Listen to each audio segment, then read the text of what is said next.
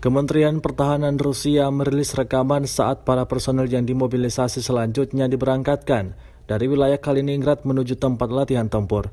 Rekamannya diunggah di akun Telegram @MAD Rasia pada Sabtu 22 Oktober 2022. Tampak dalam rekaman sebelum berangkat, para personel menerima arahan-arahan dari komandan personel yang dimobilisasi.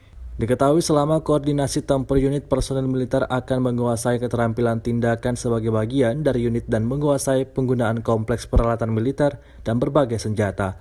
Mereka juga akan mengasah keterampilan pelatihan menembak dengan senjata standar dan peralatan militer sebagai bagian dari unit tank, kendaraan tempur infanteri, sistem artileri, dan sistem pertahanan udara.